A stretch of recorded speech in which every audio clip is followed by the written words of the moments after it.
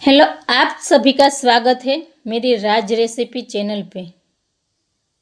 हम बनाएंगे रजवाड़ा ढोकड़ी और ये चैनल पे मेरी पहली रेसिपी है मित्रों। और एक बात आपको पता ही होगा कि जब हम रोज सात्विक भोजन लेते हैं तब उसका प्रभाव हमारे अंदर जरूर पड़ता है। तो भोजन को सात्विक बनाने के लिए हमें क्या करना पड़ता है कि जो रसोई बनाने वाला व्यक्ति है वो अगर रसोई बनाते वक्त कोई भगवत कथा करे या सुने, कोई भजन सुने या कोई मंत्र बोले या सुने या तो कोई अच्छा विचार करे तो उसका बनाया हुआ भोजन प्रसाद बन जाता है।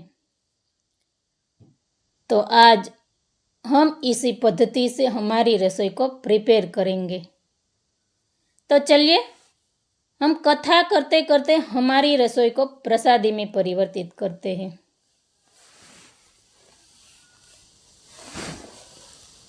हम भगवान विष्णु का जब जब स्मरण करते हैं तब उसका चतुर्भुज स्वरूप ही हमें दिखाई देता है। एक हाथ में शंख है जो समुद्र मंथन के दौरान निकला था और भगवान विष्णु ने उसे धारण किया था।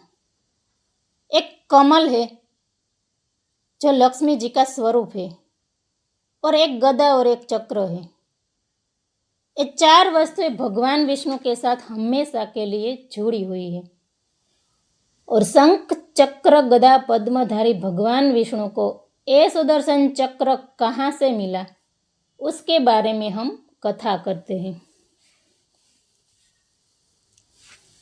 सुदर्शन चक्र एक ऐसा चक्र है कि चलाने के बाद उनका लक्ष्य पूरा करके ही वापस आता है। ये भगवान विष्णु का अमोघ शस्त्र है।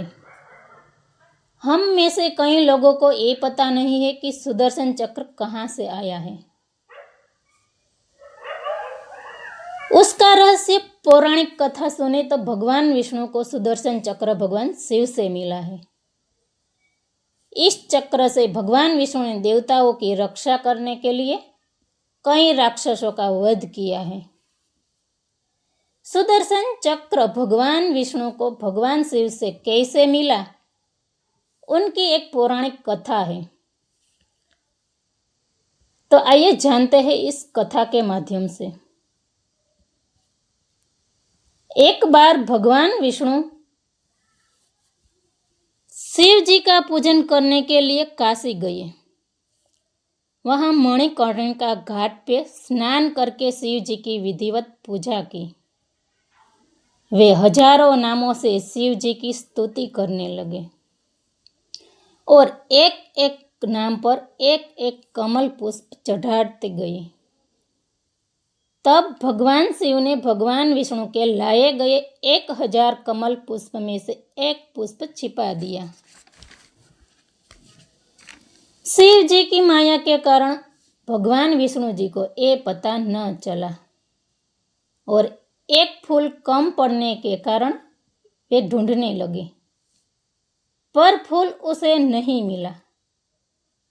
तब उसने सोचा कि मेरी आंखें ही तो कमल है, तभी तो मुझे कमल नयन बोलते हैं। एक कमल के स्थान पर मैं अपनी आंखें चढ़ा देता हूँ। ऐसा सोचकर जब भगवान विष्णु अपने आंखों को चढ़ाने के लिए तैयार हुए वैसे ही शिव जी प्रकट हो गए और बोले कि विष्णु, तुम्हारे जैसा कोई मेरा भक्त नहीं है। उनकी भक्ति से प्रसन्न होकर शिव जी ने श्री हरि को वरदान मांगने को कहा। तब दानवों का नाश करने के लिए भगवान श्री हरि ने अमोघ शस्त्र मांगा।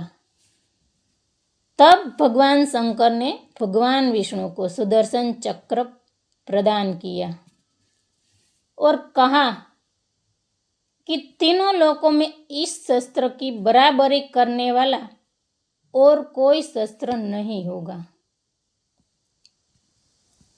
भगवान विष्णु ने इस चक्र से दैत्यों का अंत किया और देवताओं को मुक्ति मिली